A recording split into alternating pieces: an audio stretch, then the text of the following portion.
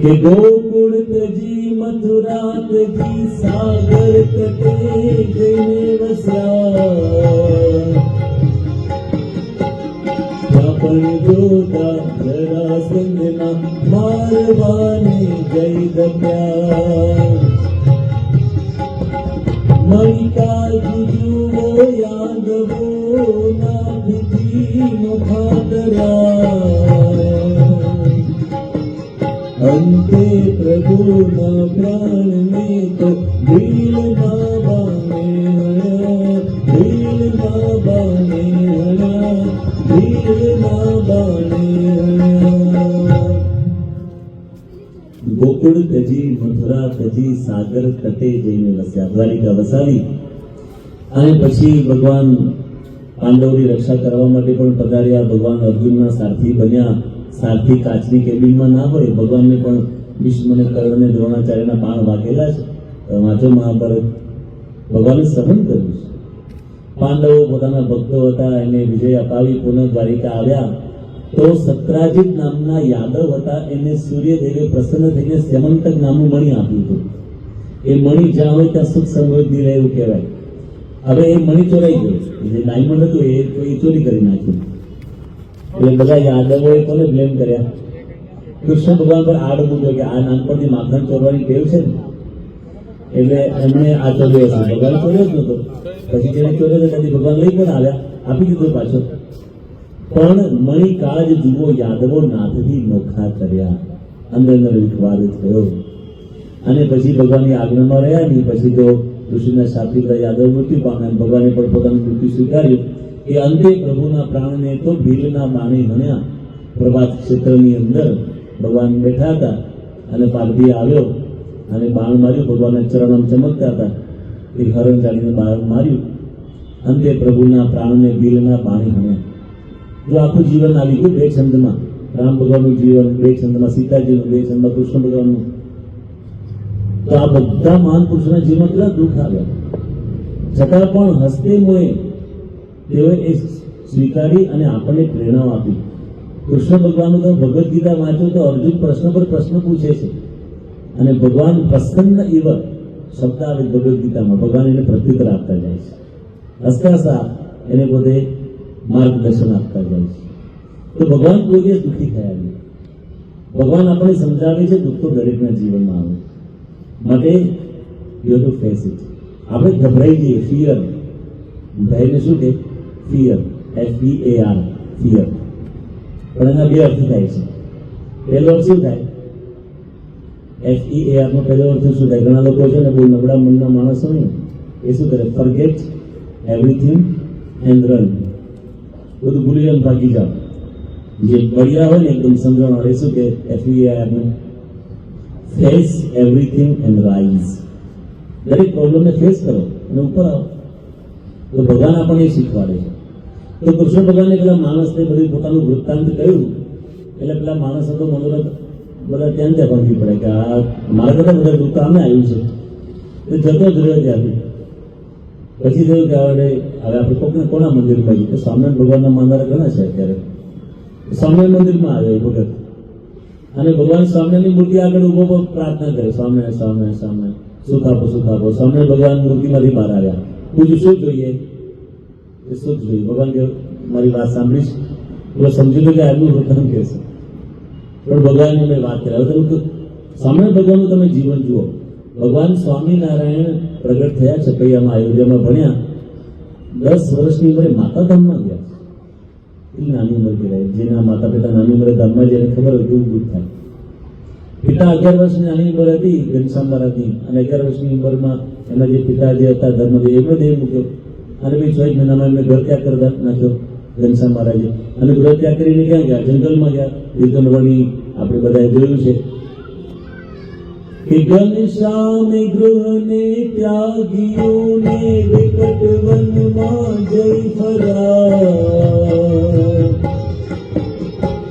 ભૂખ તરસને તાડ તડકો વિઘ્નોથી એ નહીં ડર્યા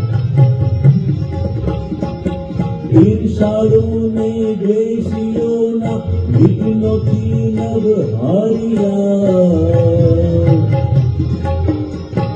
पुकारती सौ परे सर्वना दुख टाळिया सर्वना दुख टाळिया सर्वना दुख टाळिया 11 વર્ષની ઉંમરે ઘનશ્યામ મહારાજે ગુરુ ત્યાગ કર્યો અને 7 વર્ષ સુધી સમગ્ર ભારતની પદયાત્રા કરી ચપ્પલ વગર અને જંગલી પશુઓ ઝેરી જીવજંતુઓ પર્વત ઉપર ચડવાનું અને પર્વતની ગુફામાં રહેવાનું ને આપણે એનિમેશન જોઈએ છીએ બધી આપણે નીલકંઠવળી મહારાજની એવી તપશ્ચર્યા કરી. એમના પાછા તિબેટ જેવા તાંત્રિક લોકો મારવા માટે પ્રયાસ કરે છે એને પણ સુધાર્યા. પછી ભગવાન પોતે આવ્યા ગુજરાતની અંદર રામાનંદ સ્વામીને મળ્યા, દીક્ષા ગ્રહણ કરી અને રામાનંદ સ્વામીએ ધર્મધરા સોંપી એટલે સ્વામિનારાયણ સંપ્રદાયની સ્થાપના થઈ. ભગવાન સ્વામિનારાયણનું તમે જીવન ચિત્ર વાંચો ને તો એની અંદર પ્રસંગો આવે છે કે 10 વખત દ્વેષીઓએ મારવાના પ્રયાસો કરેલા. એટલા ઈચ્છાળુ દ્વેષી અમુક લોકો હતા કે ભગવાનને મારવાના પ્રયાસો કરેલા, પણ ભગવાનને કોણ મારી શકે? જેમ કંસે પ્રયત્ન કર્યા પણ કૃષ્ણને મારી ન શક્યા, રાવણે પ્રયત્ન કર્યા રામને મારી ન શક્યા, એમ 10 વખત ભગવાન સ્વામિનારાયણને મારવાના પ્રયાસો થયેલા. પરંતુ તો ભગવાન હતા પણ દુઃખ તો કહેવાય ને કોઈ મારવાનો પ્રયાસ કરે છે. એટલું જ નહીં, ભગવાન સ્વામિનારાયણ એમને આખી જિંદગી બધા પર પરોપકાર કર્યા, સદાવ્રતો કર્યા, દીન દુખ્યાને એમના દુઃખ દૂર કર્યા અને પોતાના સંતો ભક્તોને એવા શુદ્ધ ચારિત્રવાન બનાવ્યા. તો તે વખતે અમુક દ્વેષીઓ એવા હતા કે સંતોને દુઃખ દેતા હતા. ભગવાન સ્વામિનારાયણના 3000 પરમહંસો હતા, એમાંથી 800 પરમહંસોને દ્વેષીએ મારી નાખેલા. they were killed, murdered. પરમહંસો સંતો મરી ગયા હતા, 800 સંતો મરી ગયા હતા, દ્વેષીએ મારી નાખેલા. કેટલા હરિભક્તોને ગામ નીકળવાની, રાજ્ય નીકળવાની, દેશ નીકળવાની સજા આપવામાં આવતી. કેમ? બસ સ્વામિનારાયણની કંઠીપ્રિય એટલે. નિષ્કુળાનંદ સ્વામી લખે છે કે અમે વિચરણ કરવા જતા એમના જીવનમાં આવે છે 10 ગામમાંથી 8 ગામમાંથી જાકારો મળતો, તાળી મૂકે, અપમાન કરે અને તાળી મૂકે. પછી 2 ગામમાંથી જાકારો ના મળે, સ્વાગત ના થાય, પણ ત્યાં ભજન કીર્તન કરે, પછી ધાર્મિક લોકો આવીને બેસે, એ કથા વાર્તા કરે, એમ કરતા કરતા સત્સંગ કરાવે. 8 ગામમાંથી જાકારો મળતા. તો દ્વેષીઓ મારતા, રંજાડતા, એવી પરિસ્થિતિ હતી. શ્રીજીના એ સંતોને દ્વેષીઓ બહુ મારતા, કલથી મળા જનોઈ મૂર્તિ કુંબડી તોડી નાખતા. સાધુતાની મૂર્તિ એવા સંતો સઘળું સહી લેતા. સૌના હિતનું ચિત્તમાં ચિંતવી દિલથી આશીષ આપતા, દિલથી આશીષ આપતા, દિલથી આશીષ આપતા. તો સંતો જ્યાં જ્યાં વિચરણ કરે તો દ્વેષી લોકો જોઈને શું કરે? કંઠી તોડી નાખે, માળા તોડી નાખે, જનોઈ તોડી નાખે, આવી મૂર્તિઓ હોય મૂર્તિઓ તોડી નાખે, પથ્થર કુંબડી તોડી નાખે, બધું તોડી ફોડી નાખે. માર મારે, ઢોર મારે અને ખાવાનું વધે ફેંકી દે, લાભ મારીને બધું ફોડી નાખે. આવા દુઃખો પડતા હતા. છતાં પરમહંસોના ભજનોમાં આનું કોઈ આમ દુઃખનું વર્ણન નથી. પરમહંસોના ભજન તો પ્રાપ્તિના છે. ભાગ્ય જાગ્યા આમાં શું ભાગ્ય જાગ્યા? પરમહંસોના વર્ણનમાં છે આજ આનંદના મેહુલા વરસિયા ભવટની ભાવટ આજ ભાંગી. મુક્તાંશે લખ્યું. અને અમદાવાદની અંદર લોલંગર બાવાઓ હતા ને, એ મુક્તાન સ્વામીને જોઈને એવા કે ખીજાઈ ગયા કે મારે મુક્તાન સાહેબ આંખમાંથી લોહી પડવા માંડ્યું, આંસુની લોહી પડવા માંડ્યું. એટલા મારે મુક્તાન સાહેબ એ મુક્તાન સાહેબ કે આજ આનંદના મેહુલા વરસ્યા. ત્યારે આનંદના મેહુલા વરસતા હતા. અપશબ્દોને ગાળોનો વરસાદ પડતો હતો, માર મારતા હતા. બ્રહ્માનંદ સ્વામી તે વખતે he was the richest. જેમ અત્યારે બધા સંતો દેશ વિદેશના ભણેલા ગણેલા આપણા સંપ્રદાયમાં થાય છે, ધનાઢ્ય પરિવારમાંથી આવે છે બધું છોડીને, એમ તે વખતે પણ મહારાજના વખતમાં જે પરમહંસો હતા એમાં Brahmanand Swami he was the richest. એટલા બધા ધનવાન હતા, હજારો સોના મોહરો હતી અને મહાન ચારણ કવિ, શીઘ્ર કવિ અને મોટા મોટા રાજા રજવાડાને રીઝવેલા બધાને ત્યાં કવિ પદ એમને મળતું હતું. કે વડોદરાના મહારાજા સયાજીરાવ ગાયકવાડ હોય કે ત્રાંગધ્રાના નરેશ હોય કે પછી વિભા જામ હોય, જામનગરના કે ભાવનગરના ઉઘરસિંહ બાપુ હોય કે જુનાગઢના મુસલમાન નવાબ, બધા રાજકવિ પદ આપવા તૈયાર થયા હતા. એ બધું ઠુકરાવીને ભગવાન સ્વામિનારાયણના પરમહંસ બન્યા હતા. અને આવો માર સહન કરવાનો, અપમાન સહન કરવાના. એમાં પછી ભગવાન સ્વામિનારાયણના તો બધા નિયમો અઘરા બધા આપણા સંપ્રદાયના સ્ત્રીધર્મો ત્યાં આવીને કોઈ મારે તો સહન કરી લેવાનું અને એનું હિત ચિંતવવાનું, એનો બદલો નહીં લેવાનો, કોઈ પ્રતિકાર નહીં કરવાનો, એમાં વ્રત ઉપવાસ કરવાના. એકવાર ભગવાન સ્વામિનારાયણ કુંડલ ગામેથી પસાર થતા હતા અને સામે બ્રહ્માંડ મળ્યા. સંધ્યાનો સમય હતો. ઘણા વખત પછી મળેલા એટલે મહારાજે કીધું બ્રહ્માંડ બહુ વર્ષ મળ્યા, માટે ભજન સંભળાવ. બ્રહ્માંડ કવિ હતા, સારા ગાયક હતા. તો બ્રહ્માંડ શું બોલ્યા, કોઈ દેખતા હો તો મારો તાનપુરો લાવો. મારે કીધું આવું બોલો છો? ત્યારે એક સંતે વાત કરી, મારા તમે 6 મહિના જેટલા કટરસના નિયમ આપ્યા છે ને, ખાટું ખારું તીખું ચૂડું આવું ખાવાનું, તીખું જ ખાવાનું. એટલે આંખે રતામેલા થઈ ગયા છે, રાતે દેખાતું નથી. કોઈ વ્રત ઉપવાસ કરે ને એ ઓછું થઈ ગયું. અને એટલા માટે બોલ્યા કે કોઈ દેખતા તાનપુરો લઈ આવો. મહારાજની આંખમાં આંસુ આવી ગયો, બ્રહ્માંડ સ્વામીની આંખમાં આંસુ આવી ગયો. મહારાજ ભેટી પડ્યા. એ વખતે બ્રહ્માંડ સ્વામી કહ્યું, મહારાજ તમારી આંખમાં આંસુ છે એ જુદા છે, મારી આંખમાં આંસુ છે જુદા છે. તમારી આંખમાં આંસુ છે એ અમારા સંતોને દુઃખ જોઈને તમે રડો છો, પણ મારી આંખમાં આંસુ છે ને તમારે જો ભગવાન મળ્યા ને એ પ્રાપ્તિના આનંદના આંસુ છે, એ સામાન્ય આંસુ નથી. અને એવું તમે ભજન બનાવ્યું, રાજ મારે દિન દિન દિવાળી મારા મળતા તમને બનવાડી. તો આવા ભજનો તો વખત બનાવ્યા. પણ આપણે વાત શું કરીએ છીએ કે જો દુઃખ દરેકના જીવનમાં આવે છે, વી આર નોટ અલોન કે આપણે દુઃખ આવે છે. તો અહીંયા મનસિંહ મહારાજ કહે વિપત્તિ શું? વિપત્તિ તો આવે, દરેકના જીવનમાં આવે છે. મુક્તાનંદ સ્વામીએ બહુ સુંદર ભજન બનાવ્યું છે કે આપણે હરિભક્ત છીએ, હરિજન થઈને એટલે કે હરિના ભક્ત થઈને હાણ વળત એટલે કે હાનિ વૃદ્ધિ, સુખ દુઃખ, સુખ અને દુઃખને મનમાં ન ધારીએ, કારણ કે ટાળ્યા ન કરે, ઘટ સાથે કર્યા હિંમત ન હારીએ. કે હરિજન થઈને હાણ વરદ સુખ દુઃખ મનમાં ન ધારીએ. હરિજન થઈને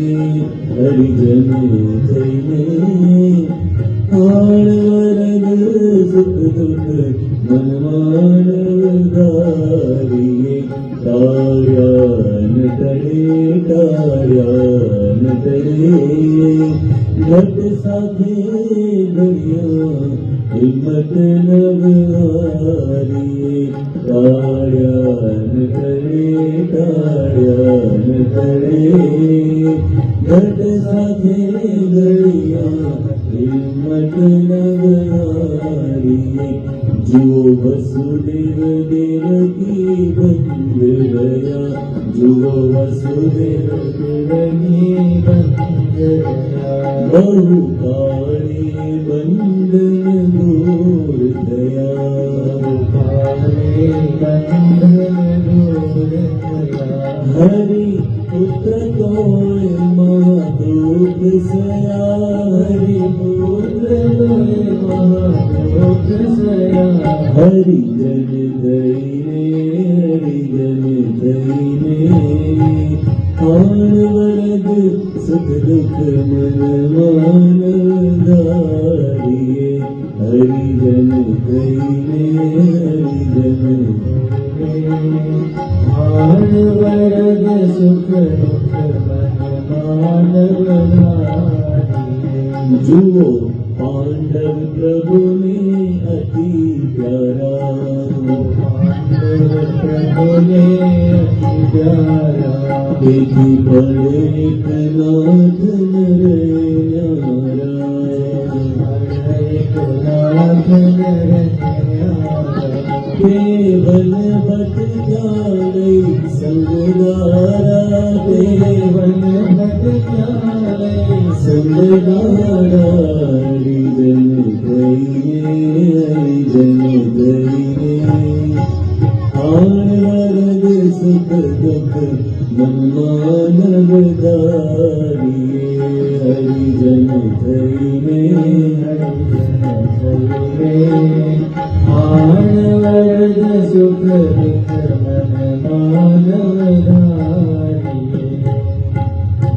આવા અનેક ભક્તોના આખ્યાનો મુક્તાનંદ સ્વામીએ આ ભજનમાં લખ્યા કે દરેકના જીવનમાં વિપત્તિ આવી, પણ બધા શું કર્યું? ધૈર્ય કર્યું, ધીરજ ધરી બતાય. એટલે બાપાએ અહીંયા લખ્યું કે આપણે ધીરજ રાખવી થોડી. બહુ આકડા ઉતાવળા ન થવું, ધીરજ રાખીએ તો ધીમે ધીમે દુઃખ જાય, કારણ કે દુઃખનો અવસર દાડા આપણે કહેલી છે ને કે દિવસ જાય ને આ બધું ઓછું થાય. Time heals almost everything, late the time pass. સમય જાય એમ દુઃખ ઓછું થતું જાય, માટે સમયને તમે પસાર થવા દો. તો ધીરજ રાખવાની, ધૈર્ય, યુ બી વેરી પેશન્ટ. ધૈર્ય રાખીએ તો આપણા દુઃખ હળવા થાય. એટલે નિષ્ણાંત સ્વામીએ કહ્યું કે ધીરજ સમ નહીં ધન રે સંતો, ધીરજ સમ નહીં ધન. જ્યારે જ્યારે જીવનમાં દુઃખ આવે થોડું ધીરજ રાખીએ ને તો એ આપણી સાચી સંપત્તિ છે.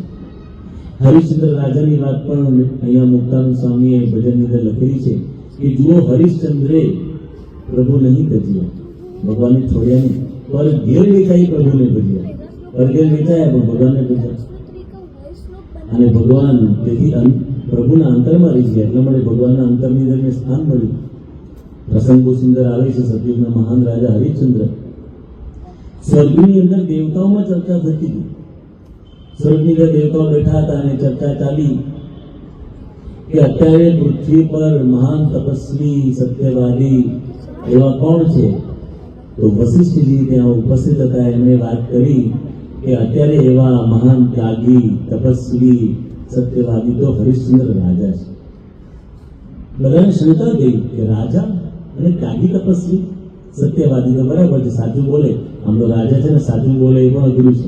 એ રાજાને તો રાજકારણમાં તો બધું, પોલિટિક્સમાં તો બધું કાવા દાવા પ્રપંચ સામ નામ દંડ બધું વાપરવું પડે ને. સત્યને અનુસર્યા છે, આ તો કેટલી મોટી વાત કહેવાય. એમાંય પાછા રાજા છોરા પોતે સાદગીવાળા છે, પાછા ત્યાગી છે. આ કેવી રીતે સંભવ બને? વશિષ્ઠે કહ્યું પૃથ્વી પર એમના જેવું ત્યાગી તપસ્વી સત્યવાદી કોઈ નથી. એટલે વિશ્વામિત્ર ઋષિ ઉભા થઈ ગયા અને કહ્યું કે હું પરીક્ષા લઈને આવું છું, તપાસ કરીને આવું છું, વાત સાચી છે કે નહીં. એ વિશ્વામિત્ર ઋષિ પૃથ્વી પર પધાર્યા. હરિશ્ચંદ્ર રાજા પોતાના રાજ સિંહાસન પર વિરાજમાન હતા. એ રાજમહેલની અંદર આજુબાજુના આસનો પર બધા એમના જે કેબિનેટ મિનિસ્ટર્સ બધા હોય એ બધા બેઠા હતા. અને સિપાહીએ વાત કરી કે વિશ્વામિત્ર ઋષિ પધાર્યા છે, કે બોલાવો બોલાવો, પધારો. વિશ્વામિત્ર ઋષિને લઈને આવ્યા. રાજા ઉભા થઈ ગયા, પધારો પધારો ઋષિ વર્ય, આજે મારું આંગણું આપના ચરણોથી પાવન થયું, બોલો શું સેવા કરું? અને એમ કહીને આસન પર બેસાડ્યા, ચરણો પખાર્યા અને કહ્યું કે તમે કોઈ ઈચ્છા લઈને આવ્યા હો તો કહું આપની સેવા કરું. એટલે વિશ્વામિત્ર ઋષિ કહ્યું કે રાજન, અત્યારે તો મારે કોઈ વસ્તુની જરૂર નથી, પણ હું એક બહુ જ મોટું યજ્ઞ કરવાનું વિચારી રહ્યો છું અને એની અંદર મને થોડી ધન સંપત્તિની જરૂર પડશે. તો તમે જો મને બાંહેધરી આપો તો પછી જ્યારે યજ્ઞ હું કરું ત્યારે હું તમારી પાસે લેવા માટે આવું. એટલે હરિશ્ચંદ્ર રાજાએ કહ્યું કે ઋષિવર્ય, આપના જેવા મહાન ઋષિ યજ્ઞ કરતા હોય અને એમાં મારાથી જે કંઈ વ્યક્તિની સેવા બની આવે હું કરું, એમાં મારા સૌભાગ્ય છે. આપ ગમે ત્યારે પધારજો, જે જોઈએ માંગજો, હું આપીશ. થોડો સમય પસાર થયો. વિશ્વામિત્ર ઋષિ પુનઃ પધાર્યા અને કહ્યું કે રાજન, યાદ છે ને તમે મને વચન આપ્યું હતું? કે હા. તો હવે મેં યજ્ઞનું આયોજન કરી દીધું છે, બસ યજ્ઞ શરૂ કરવાનો છે, મને સંપત્તિની જરૂર છે. રાજા કે બોલો ઋષિવર્ય, કેટલી સંપત્તિ જોઈએ? એમ નહીં, આ યજ્ઞ સામાન્ય નથી, બહુ મોટો યજ્ઞ છે અને આમાં સંપત્તિ પણ થોડી વધારે જોઈએ. તમે આપી શકતા હો તો કહો, નહીં તો પછી બીજે જો. ના ના, હું આપીશ ને, બોલો ને. ના એમ નહીં, પેલા હાથમાં જલ ધારણ કરી સંકલ્પ કરો. જેમ તમે અહીંયા પૂજન વિધિનો સંકલ્પ કરો છો, કોઈ પણ વિધિ વિધાન છે એનો સંકલ્પ કરવામાં આવે. હાથમાં વરુણદેવ એટલે કે જળની અંજલિ લઈને આપણે સંકલ્પ કરતા હોઈએ છીએ. એટલે એમાં આપણે સંકલ્પબદ્ધ થઈએ છીએ. તો કહ્યું કે હા ઋષિવર્ય, આપો મને હાથમાં અંજલિ, હું સંકલ્પ કરું, વચન આપું છું. એટલે ઋષિએ પાણી આપ્યું અને હાથમાં જળ ધારણ કર્યું. અને વિશ્વામિત્ર ઋષિ બોલ્યા કે ચાલો બોલો મારી સાથે. અને એમ કહીને વિશ્વામિત્ર ઋષિ કહ્યું કે મમ સર્વસ્વમ સમર્પયામિ. કારણ કે મમ સર્વસ્વમ સમર્પયામિ. વિશ્વામિત્ર ઋષિ કહે કે એટલો મોટો યજ્ઞ છે, તમારી પાસે જેટલી સંપત્તિ છે ને બધી મારે ઉપયોગમાં આવશે. હરિશ્ચંદ્ર રાજા કહ્યું સમર્પયામિ, આપી દીધું. પછી વિશ્વામિત્ર ઋષિ કહે છે પરંતુ રાજન એક હજુ માંગણી છે બીજી, કે શું? કે જે યજ્ઞ કરાવવા માટે બ્રાહ્મણો આવશે એને મારે દક્ષિણા તો આપવાની છે, તો વધારે નહીં પણ 1000 સોના મોર જોઈ છે. તો હરિશ્ચંદ્ર રાજાએ ખજાનચીને કીધું કે જાઓ ખજાનામાંથી 1000 સોના મોર લેતા આવો. વિશ્વામિત્ર ઋષિ કે બેસો બેસો, સમરપ્રામી બોલ્યા, હવે આ ખજાનો તમારો ક્યાં રહ્યો? એ તો મારો થઈ ગયો. હરિશ્ચંદ્ર રાજાએ હાથ જોડી માફી માંગી, ઋષિઓએ તમે તમારી વાત સાચી જ, ખજાનો તમારો થઈ ગયો, પણ વાંધો નહીં, સાંજ સુધી આપી દઈશ તમને. સાંજ સુધી તમને 1000 સોનામોર મળી જશે. અને વિશ્વામિત્ર ઋષિ કહે છે તો ભાઈ તમારું આ રાજ્યમાં તો હોય કે રહ્યું, તમે જાઓ અહીંથી. એ નીકળી ગયા પહેરેલે કપડે, પરંતુ વિશેષતા એ હતી કે એમના પત્ની તારામતી અને પુત્ર રોહિત નાનું બાળક હતું, એને લઈ નીકળી ગયા. 3 જણા ગયા અને રીતસર ભર બજાર વચ્ચે હરિશ્ચંદ્ર રાજાએ પોતાની બોલી કહી, ચાલો મને કોઈ ખરીદવા તૈયાર છે? I want to become a slave, મારે ગુલામ બનવું તમારા, બોલો હું તમારો ગુલામ, મારે બસ 1000 સોનામોર જોઈએ. બધા વિચારતા થઈ ગયા. એમાં એક માણસ હતો જે સ્મશાનની અંદર બધા મળદા બાળે કોન્ટ્રાક્ટ હોય જેમ ફ્યુનરલ હોમ હોય છે અત્યારે, એમ એક માણસ હતો. એને એવા એક માણસની જરૂર હતી, એની પાસે પૈસા હતા. એટલે હરિશ્ચંદ્ર રાજાને 1000 સોનામોરમાં ખરીદી દીધા. જસ્ટ ઇમેજિન, રાજા જ મહાન, એકલો જે ડાઘુ કહેવાય આપણી ભાષામાં, જે સ્મશાનમાં મળદા બાળે, એને ત્યાં વેચાઈ ગયા અને 1000 સોનામોર પહોંચાડી દીધી સંધ્યા પહેલા વિશ્વામિત્ર ઋષિને બ્રાહ્મણોની દક્ષિણા માટે. અને પોતાની પત્નીને કહ્યું કે હવે તારી પર મારો અધિકાર નથી, મારી પર તારો અધિકાર નથી, હું ગુલામ થઈ ગયો. ગુલામ એટલે ગુલામ, હવે મારો માલિક એનો જ મારી પર અધિકાર છે. તું તારી રીતે જે કંઈ પેટ ભરવું હોય, બાળકનું પેટ ભરવું તું તારી રીતે કરજો. તે આજુબાજુ જઈને વાસણ ઉટકે અને કપડાં ધોવે, રાજરાણી જેને કોઈ દિવસ પોતાના ઘરની અંદર એક વાસણ ઉટક્યું ના હોય એ નોકરાણી બની ગયા, છતાં પણ સંપૂર્ણ સહકાર આપ્યો પોતાના પતિને. અને બન્યું એવું કે થોડા વખત પછી આ તો ભગવાન કસોટી પર કસોટી કરવાના હતા. અને આ બાજુ બન્યું એવું કે જે રોહિત નાનું બાળક હતો એને સર્પ દંશ થયો અને મરી ગયો. અને એનું ડેડ બોડી લઈને, પોતાના નાના બાળકનું એ મૃતદેહ લઈને જ્યારે તારામતી સ્મશાનમાં આવ્યા તો આગળ ઘૂમતો તાણેલો હતો, સામે હરિશ્ચંદ્રજી ખબર નહોતી એને. અને એ વખતે કહે છે કે મારે આ બાળકનો અગ્નિદાન કરવો છે. એટલે અવાજ પાક્યો અને પૂછ્યું તમારું નામ શું? કે તારામતી. દીકરામાં દ્રવિડ, એટલે હું હરિશ્ચંદ્ર છું. અને પછી એકબીજાને સામે જોયું અને પછી પત્ની કહ્યું શું કરશો? આપણા બાળકનો અગ્નિ સંસ્કાર કરવો છે. તો હરિશ્ચંદ્ર રાજા શું કહે છે? પૈસા છે, કારણ કે હું ગુલામ છું, મફતમાં નહીં કરું. અહીંયા જે પણ પોતાના સ્વજનનો અગ્નિદાન કરવા માટે આવે છે ને એને પૈસા આપવા તો પડે. તો થોડાક પૈસા હતા, આપ્યા, પણ કફનના પૈસા નહોતા. ઉપર જે સફેદ કપડું ઉડાડી કફન એના પૈસા નહોતા. તો કે એ તમે લઈ આવો પછી. તો એના તો પૈસા હતા નહીં, તો પોતાની પાસે જે સાડી હતી એમાંથી અડધી સાડી ફાડી અને એની પર ઢાંક્યું. અને એ વખતે હરિશ્ચંદ્ર રાજા જ્યારે પોતાના દીકરાનો અગ્નિ સંસ્કાર કરવા જાય છે એ જ વખતે વિશ્વામિત્ર ઋષિ પધાર્યા અને દેવતાએ આકાશમાંથી પુષ્પવૃષ્ટિ તરીકે ધન્ય છે, ધન્ય છે, હરિશ્ચંદ્ર રાજા તમને ધન્ય છે. આવી પરિસ્થિતિની અંદર પણ વિશ્વામિત્ર ઋષિ આવ્યા ને એને જોઈને શું બોલ્યા? હરિશ્ચંદ્ર રાજા આવો ઋષિ, હું શું સેવા કરું? આપને શું ઈચ્છા છે? હવે શું સેવા કરી શકે? તો શું હતું એમની પાસે? વિશ્વામિત્ર ઋષિને આંખમાં આંસુ આવી ગયા કે ધન્ય છે તમે પરીક્ષામાંથી ઉત્તીર્ણ થઈ ગયા. દેવતાઓએ અમૃત વર્ષા કરી, દીકરો જીવતો થઈ ગયો અને ઋષિએ આખું રાજ્ય પુનઃ એને પાછું આપી દીધું અને કહ્યું કે સ્વર્ગમાં તમારા વખાણ થાય છે કે તમે મહાન ત્યાગી તપસ્વી સત્યવાદી જો, એ સાર્થક થઈ ગયું, સાચું થઈ ગયું. એવું ધૈર્ય છે વિચાર કરો. બાપા આ શબ્દ વાપરે છે આમાં, વિપત્તિ શું ધૈર્ય, આટલી હદ સુધી ધીરજ છે. આપણે તો નાના મોટા દુઃખમાં થોડી ધીરજ કરવાની હોય છે. તો સ્વામી કેવા સરસ સરસ શબ્દો લખ્યા છે આ એક શ્લોકની અંદર. અને આપણા ભારતીય સંસ્કૃતિના એક મહાન પાત્રો કેવા છે. આપણા સ્વામિનારાયણ સંપ્રદાયની અંદર પણ કેવા કેવા મહાન ભક્તો કે જેમના જીવનની અંદર ઘણી બધી વિપત્તિઓ આવી છતાં પણ એમના જીવનની અંદર એમણે ધૈર્ય ધારણ કર્યું છે. અને હરિશ્ચંદ્ર રાજા જે છે એમને આવી ધીરજ રાખી એના માટે પણ સુંદર ગુજરાતી લોક સાહિત્યની અંદર અંજલિ અર્પણ કરવામાં આવેલી છે. જુઓ હરિશ્ચંદ્ર રાજાએ સતકાજે સૌ સંકટ સયા, પત્ની પુત્રની આંખે આંસુ નવ વહ્યા, પતિ पति काज परिताप सहती हर्षिने हुलास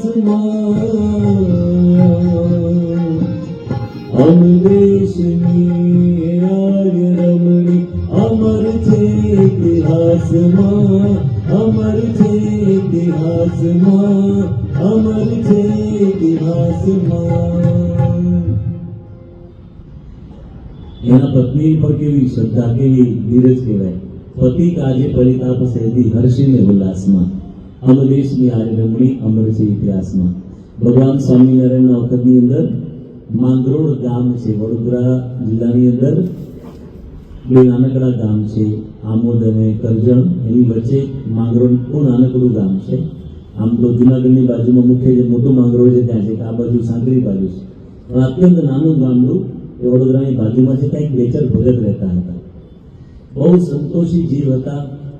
જે કંઈ ખેતરમાં ઉપજ આવે એમાંથી જીવન નિર્વાહ કરતા. એકવાર ભગવાનની કૃપાથી બહુ સારી ઉપજ આવી.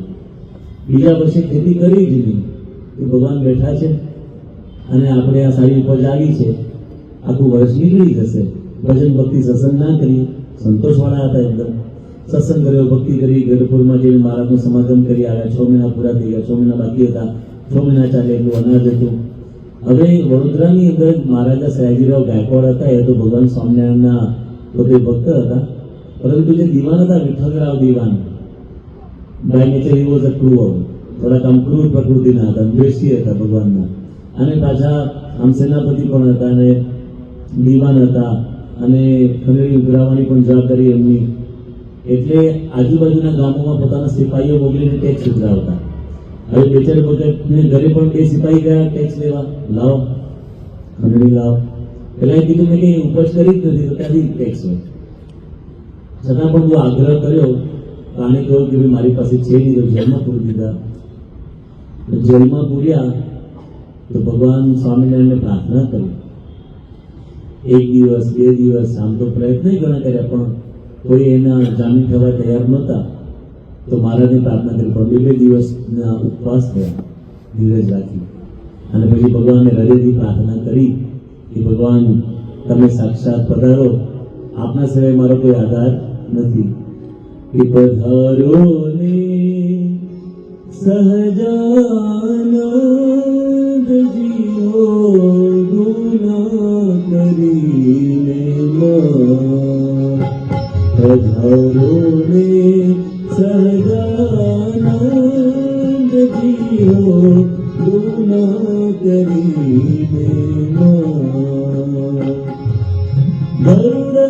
ભરતજીને પારા પધાર્યા ગજ સારું મારા. એવી રીતે તમે આવો દયાળુ કરવા મારા ગુના કરીને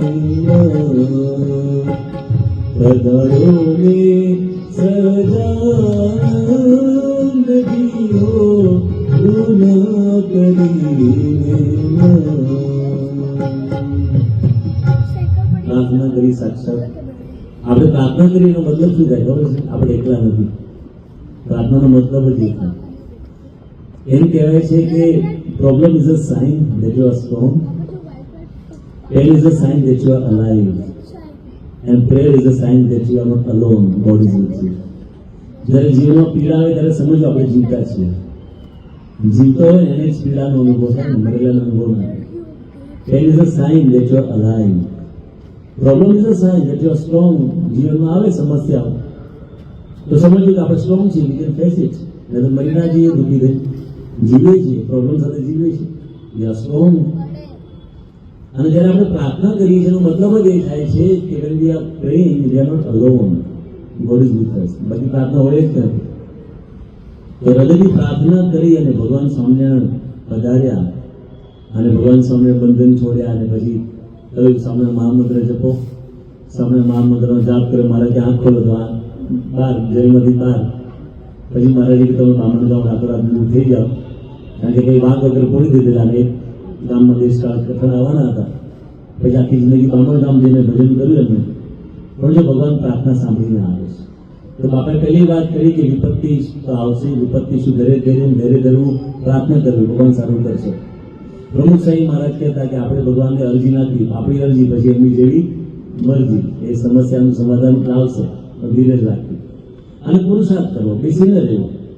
કારણ કે આપણે કલિયુગની અંદર જીવી રહ્યા છીએ અને આ પૃથ્વીલોકમાં જીવી રહ્યા છીએ. આ પૃથ્વીલોક છે એ પુરુષાર્થ પ્રધાન છે. ખાલી પ્રાર્થના કરીને બેસી પણ નથી રહેવાનું. એક શ્લોકની અંદર લખેલું છે, શમેણ ધાન્યમ શમેણ ભાગ્યમ શમેણ ધાન્યમ શમેણ ભાગ્યમ શમેણ વિદ્યામ શમેણ વિત્તમ શમેણ વિદ્યામ શમેણ વિત્તમ શમેણ સુખાની વિંદંતિ લોકા શમેણ સુખાની વિંદંતિ લોકા મનુષ્ય લોક શમ પ્રધાન મનુષ્ય લોક શમ પ્રધાન. પુરુષાર્થ કરવાથી ધાન્ય મળે, પુરુષાર્થ કરવાથી ભાગ્ય મળે, પુરુષાર્થ કરવાથી વિદ્યા મળે, પુરુષાર્થ કરવાથી ધન મળે. આ લોકની અંદર સુખ માત્ર પુરુષાર્થીને મળે છે, કારણ કે આ લોક પુરુષાર્થ પ્રધાન છે. નરક લોક પાપ પ્રધાન છે, સ્વર્ગ લોક પુણ્ય પ્રધાન છે, પણ મનુષ્ય લોક પુરુષાર્થ પ્રધાન છે. જે પુરુષાર્થ કરે એને કંઈ મળે, માટે બેસી પણ નથી રહેવાનું. મહેનત કર્યા કરવી, દુઃખમાંથી બહાર આવવા માટે મહેનત કરવી, પુરુષાર્થ કરવો. અલગ અલગ માણસો જે સારા હોય એને માર્ગદર્શન લેવું, સંતોનું માર્ગદર્શન લેવું, પણ એમને બેસીને રહેવું. મહાભારતની અંદર યુધિષ્ઠિર રાજાએ વેદવ્યાસજીને પ્રશ્ન પૂછ્યો કે એવું શું છે જે કરવાથી મજા આવે પણ પરિણામ દુઃખરૂપ છે, અને એવું શું છે કે જે કરવાથી દુઃખ પડે પણ પરિણામ સુખરૂપ છે? વેદવ્યાસજીએ જવાબ આપતા કહ્યું કે આળસ કરવાથી મજા બહુ આવે પણ પરિણામ દુષ્કર છે. આળસુ માણસ હોય ને, ઘણા હોય લેઝી પીપલ, જેનું નથી લેતો, કશું કરે નહીં, પરંતુ પરિણામ શું આવે? કશું ના મળે જીવનમાં. અલસસ્ય કુતો વિદ્યા અવિદ્યસ્ય કુતો ધનમ અધનસ્ય કુતો મિત્રમ અમિત્રસ્ય કુતો સુખમ. આળસુ માણસને વિદ્યા ના પ્રાપ્ત થાય, ધન પ્રાપ્ત ના થાય, કોઈના સ્વજન કે મિત્ર સાથે ના રહે, એ દુઃખી જ હોય. પુરુષાર્થ કરે ને એને ધન મળે, સંપત્તિ મળે. માણસો દુનિયામાં પૈસા હોય તો બધા માણસો સગાવાલા છે, બાકી તો તમે કંગાલ થઈ કોઈ સામે ના જુએ. એટલે પુરુષાર્થ તો કરવો જ પડે, એ તો નિર્વિવાદ વાત છે. એટલે વેદવ્યાસજીએ કહ્યું કે આળસ કરવાથી મજા તો આવે પણ પરિણામ દુઃખરૂપ છે, અને પુરુષાર્થ કરવાથી દુઃખ પડે છે. મહેનત કરીએ છીએ પણ નો પેઇન નો ગેઇન, પીડા વિના પ્રાપ્તિ નથી. એટલે પુરુષાર્થ કરવામાં દુઃખ છે, મહેનત કરવામાં બહુ ભીડો પડે, પરંતુ પરિણામ સુખરૂપ છે. પરિણામ શું છે? સફળતા, સમૃદ્ધિ, સંપત્તિ. આપણે સેવા પણ કરી શકીએ, સમર્પણ પણ કરી શકીએ. એટલે પુરુષાર્થ કરવો. કૃષ્ણ ભગવાને પોતે ગીતાની અંદર જ્ઞાન આપ્યું ત્યારે આમ તો કર્મયોગ, ભક્તિયોગ ને જ્ઞાનયોગ એ બધી વાતો કરી, પરંતુ ભગવાને એ ગીતાની અંદર 18મા અધ્યાયના 45મા શ્લોકમાં લખ્યું કે શેષે કર્મણી અભિરત સમસિદ્ધિ લભતે નર. જે પોતપોતાના કાર્યમાં પુરુષાર્થ કરે છે એને સફળતા મળે છે, બેસી રીતે સફળતા ના મળે. તો બાપાએ એ શબ્દ પણ વાપર્યો કે પ્રયત્ન પણ કરવો. તો વિપત્તિ શું ધરે ધૈર્ય પ્રાર્થના યત્ન આચરે. તમે જો પ્રમુખ સાહેબ મહારાજે કેટલો પુરુષાર્થ કર્યો, નિસ્વાર્થ ભાવે. પ્રમુખ સાહેબ મહારાજ તો એના નામે જમીનનો ટુકડો નહીં, 5 પૈસા બેંક બેલેન્સ નહીં, છતાં પણ આવા મંદિરો બાંધ્યા પ્રમુખ સાહેબ મહારાજે. એક નહીં, બે નહીં, 1000 1200 મંદિરો બાંધ્યા. આજે મોહન સાહેબ મહારાજ તમે જો 91 વર્ષની બાપાની ઉંમર છે. ઓસ્ટ્રેલિયા બાપા ગયા, આપણે દર્શન કર્યા, કેટલો ભીડો રહે છે. 91 વર્ષની ઉંમર, અત્યંત નાજુક તબિયત છે, છતાં કેટલી મહેનત કરે. રોજના 300 થી 350 પત્રો આવે છે, એ સાંભળવાના, જવાબ લખાવાના, આશીર્વાદ આપવાના. ફોન કેટલા આવે દિવસના? 50 ફોન આવે, આશીર્વાદ આપવાના, મિટિંગો કરવાની, નિર્ણયો લેવાના. જેને જેને કઈ હરિભક્તોને સંતોને કઈ કોઈ પણ પ્રશ્ન હોય સમાધાન આપવાનું. એની મહેનત બાપા આજે કરે, નિસ્વાર્થ ભાવે છે. આપણે તો પોતાના માટે કરવાનું, પરિવાર માટે તો પુરુષાર્થ તો કરવો જ પડે. સંતો નિસ્વાર્થ ભાવે કરે છે. સંતોનું તમે જીવન જો અહીંયા વિચરણ કરે છે સંતો બધા, તો ઘરે ઘરે પધરામણીઓ કરે છે. એક એક બાળકને બેસાડીને એને સત્સંગ કરાવે, રડતા કરાવે. શું સ્વાર્થ શું છે? કશો સ્વાર્થ નથી. જે લોકો ખેતી કરતા હોય ને, અથવા તો શહેરમાં આપણે બહુ ઓછી ખેતી કરી ગામડામાં કરતા હોય, મજૂરને તમે બોલાવો ને અને એક દિવસ એને પગાર ના આપો ને તો એ મજૂર બીજા દિવસે ના આવે. ગમે એટલી મોટી કંપની હોય, એનો સીઈઓ હોય ને, એને જો પગાર ઓછો આપે ને બીજી કંપની વાળા વધારે આપે ત્યાં જતો રહે. એક મજૂરથી લઈને મોટી કંપનીનો સીઈઓ હોય, પ્રેસિડેન્ટ હોય ને, પગાર વગર કામ ના કરે, BAPS ના 500 સમજો પગાર વગર આખી જિંદગી 24 કલાક સેવા કરે, કેવી મોટી વાત છે. નિસ્વાર્થભાવે પુરુષાર્થ કરે છે. તો આપણે તો આપણા પરિવાર માટે, આપણા માટે, દુઃખમાંથી બહાર આવવા માટે પુરુષાર્થ તો કરવાનું. એટલે બાપા એટલા માટે લખ્યું કે પ્રાર્થના યત્ન આચરે, પ્રયત્ન પણ કરવો. અને છેલ્લે પાપાએ કહ્યું કે ભરોસો રાખો, ભજે દ્રઢ વિશ્વાસમ અક્ષર પુરુષોત્તમે. એક વિશ્વાસ કે મારા સાંઈ મારી સાથે છે, મારે એની આજ્ઞામાં રહેવાનું છે, ને જે કહે છે હું કરીશ તો હું સુખી થઈશ. બાકી જીવનમાં સુખ દુઃખ તો આવશે જ, કારણ કે જીવન છે સુખ દુઃખની મેચ, કોઈનો ફટકો તો કોઈની કેચ. ગઈકાલે ક્રિકેટ ગેમ બજી ગયા લગાડી દીધા બધા. સ્વામી મને કહે કે આ તમે કાવ્ય કહેલું છે, જીવન છે સુખ દુઃખની મેચ, કોઈનો ફટકો તો કોઈની કેચ. રમનારા હોય છે બે ને પાડી દેનારા 11. આ જીવનની મેચમાં એવું છે, આમ તો એક બેટિંગ કરે, બોલિંગ કરે, બે જણા રમે છે. રમનારા હોય છે બે ને પાડી દેનારા 11. એ વિકેટ શું હોય છે? ઓછા ને વધારે તો હેરાન કરનાર. દુનિયાની અંદર આપણે વિકેટ શું ઓછા હોય? ઈર્ષા કરનાર, દ્વેષ કરનાર, કામમાં વિઘ્ન નાખનાર તો બધા ઘણા હોય એમ. અને આ દુનિયામાં કેવું થાય, જીવનની આ મેચમાં કેવું છે તમે જોજો કે દુનિયામાં તમને સૌથી નજીક હોઈ શકે કોઈ ચીટર. દુનિયામાં તમને સૌથી નજીક હોઈ શકે કોઈ ચીટર, જેમ ક્રિકેટમાં હોય છે સમીર દુશ્મન wicket keeper. Wicket keeper is the closest to you and always ready to stump you out. જે વિકેટ કીપર હોય ને એકદમ તમને નજીક હોય, બેટિંગ કરનાર નજીક હોય. કેમ નજીક હોય? પ્રોત્સાહન આપવા મળે, મારો મારો સિક્સર મારો, ચોખ્ખો તો વાત છે, વાંધો નહીં. એના માટે નથી, is ready to stump you out. એમ જીવનમાં આપણને દુઃખ કોણ આપે છે? 8 અબજની વસ્તી છે, એમાંથી દુઃખ અને સુખના આપનારા નજીકના જોજો તમે. તમે અગાસીમાં પતંગ ચગાવતા હો, તમારી પતંગ કોણ કાપે? ચાઇના વાળા કે રશિયા વાળા? પાડોશી જ કાપે. નજીક વાળા જ પતંગ કાપે. તમારી પથારી કોણ ફેરવે? જેને ખબર હોય તમારી પથારી ક્યાં છે. દુનિયામાં 3 પ્રકારના માણસો હોય છે, પોઝિટિવ, નેગેટિવ અને રિલેટિવ. તમે ગમેલા પોઝિટિવ હોય કે નેગેટિવ, રિલેટિવ પથારી ફેરવશે ત્યારે કોઈ પાર્ટનર બધો લઈને જતો રહેશે. થાય છે ને? દુનિયામાં તમને સૌથી નજીક હોઈ શકે કોઈ ચીટર, જેમ ક્રિકેટમાં હોય છે સમીર દુશ્મન વિકેટ કીપર. જેમ આપણે ક્રિકેટમાં દોડી દોડી રન કરતા હોઈએ છીએ, દોડી દોડીને તમે કરો પુણ્યરૂપી રન, આપણે પુણ્યરૂપી રન કરીએ છીએ. દોડી દોડીને તમે કરો પુણ્યરૂપી રન, આઉટ કરવા તમને દોડે છે બીજા 4-5 જણ. તમે સભામાં આવ્યા, એક પુણ્યરૂપી રન થયો. તમે સેવા કરી, બીજું પુણ્યરૂપી રન થયો. પૂજા કરી, આરતી, થાળ, રન થાય છે, સ્કોર વધે છે પુણ્યનો. પણ પાછા વિઘ્ન નાખનારા હોય, આઉટ કરનારા હોય પાછા. આપણે આજે આપણે પોતાના છે, પણ પાછા આપણે શું સભામાં જવાની જરૂર, શું કારણમાં જવાની જરૂર, શું પૂજા કરવાની, આ બધું કહેનારા મળે પાછા. એ આપણા સાચા સગા ના કહેવાય. એ આપણા સાચા સગા જે હોય ને એ તો આપણને પ્રોત્સાહન આપે. બાકી તો લોકો આઉટ કરવા દોડે. એક માણસ હતો ને, અગાસીમાં સૂતો હતો, આકાશમાં તારા જોયા, ભગવાનને પૂછ્યું કે હે ભગવાન, આકાશમાં તારા કેટલા છે? સંખ્યા, આકાશની તારાની સંખ્યા કેટલી? તો ભગવાનને પૂછ્યું, ભગવાન આકાશમાં તારા કેટલા છે? ભગવાન કે પૃથ્વી પર તારા કેટલા છે? આકાશમાં તો જેટલા છે મને ખબર છે, મેં બનાવ્યા છે, પણ પૃથ્વી પર તારા કેટલા? આ ખબર મને તારા પોતાનું જ નથી. દોડી દોડીને તમે કરો પુણ્યરૂપી રન, આઉટ કરવા તમને દોડે છે બીજા 4-5 જણ. અને આ ક્રિકેટ રૂપી મેચ છે દુનિયામાં. કેવું થાય તમે જોજો, જીવનની આ મેચમાં અનિશ્ચિત હોય છે ઓવર. કઈ નક્કી નથી કેટલી ઓવર છે, 20, 20, 50 કઈ નક્કી નથી. કેટલા વર્ષ જીવવાના છે આપણે, 40, 50, 60, 70 ત્યાં સુધી પહોંચવાના છે. જીવનની આ મેચમાં અનિશ્ચિત હોય છે ઓવર. પાડી દેવા તત્પર હોય છે કાર્ડરૂપી બોલર.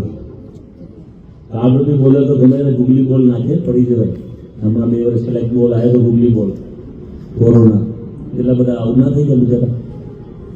એટલે કહે છે છંદમાં, क्षण भंगुर जीवन की कलिका कलकात जानती नखली।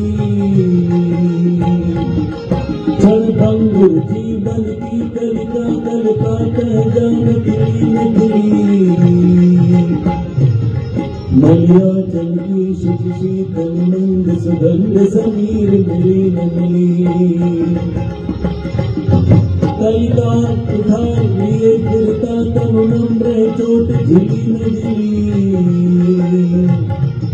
कहले हरि नाम हरि रसना फिर अंत समय कहली नहीं फिर अंत समय कहली नहीं फिर अंत समय कहली नहीं आ जीवन की कलिका ये कलिए तो वो कोमल है काले फूल थाय ना पण थाय કાલનો સૂર્યોદય જુએ ના જોઈએ કઈ નક્કી નથી કલિકાલ કુઠાર લીએ ફિરતા તનું નમ્ર હે ચોટ ઝીલી ન ઝીલી એટલા માટે કહે હરિનામ હરિરસના હે જીત ભગવાનનું ભજન કરી લે फिर अंत समय के हिली न हिली एक डॉक्टर ने घरे टीवी बगड़્યું तो टीवी रिपेयर ने बोलाव्યો એટલે ટીવી રિપેર કરીને જો લાવો સાહેબ 500 રૂપિયા ડોક્ટર ગુસ્સે થઈ ગયા 500 રૂપિયા મારી પાસે દર્દી આવે હું તપાસ કરું ડાયગ્નોસ કરું દવા આપું ઇન્જેક્શન આપું તો 250 રૂપિયા લઉં છું તું ટીવી રિપેરિંગના 500 કેમ લે છે પેલા કહ્યું કે સાહેબ હું રિપેરિંગની સાથે ગેરંટી આપું છું કે વર્ષ સુધી ટીવીને વાંધો નહીં આવે તમે કોઈ દર્દીની ગેરંટી આપો છો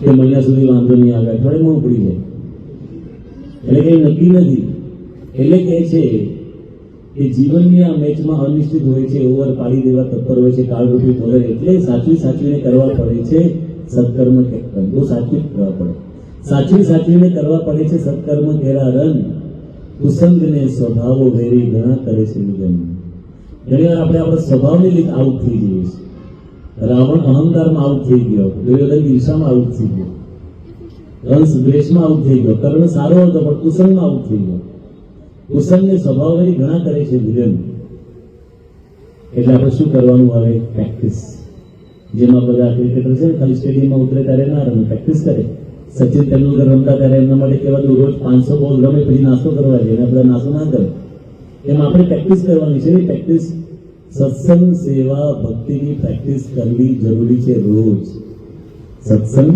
સેવા ભક્તિની પ્રેક્ટિસ કરવી જરૂરી છે રોજ મેચ જીતવા જોઈએ મહાન સ્વામી જેવા કોચ આવા કોચ આપણે જોઈએ આપણે મળી જાય બાકી તમને હરાવવા સૌ કોઈ કરશે જબરી ખેંચા ખેંચ તમને હરાવવા સૌ કોઈ કરશે જબરી ખેંચા ખેંચ પણ કોચ કહે એમ જ કરજો જો જીતવી હોય આ મેચ કારણ કે જીવન છે સુખ દુઃખની મેચ કોઈનો ફટકો તો કોઈનું ખેંચ તો આપણે આવા સત્પુરુષ મળ્યા છે એમની આજ્ઞામાં રહેવાનું છે એમની આજ્ઞામાં રહીએ સત્સંગ કરતા રહીએ ભક્તિ કરતા રહીએ તો આપણા જીવનની અંદર આપણને સફળતા મળે જ છે વિપત્તિની અંદર આપણને એ દૂર થાય છે એવું ધીરજ પણ મળે આપણને આશ્વાસન પણ મળે આશીર્વાદ પણ મળે એ આપણે ખૂબ ભાગ્યશાળી છીએ તો મહંત સ્વામી મહારાજે આ સત્સંગ દીક્ષા શાસ્ત્રની અંદર આપણને અનેક પ્રકારની સમજણની વાત કરી એમાં ભગવાન કરતા હતા છે જે કંઈ કરે છે સારા માટે કરે છે સુખમાં છકી ન જઈએ દુઃખમાં ઉદ્વેગ ન પામીએ સાથે સાથે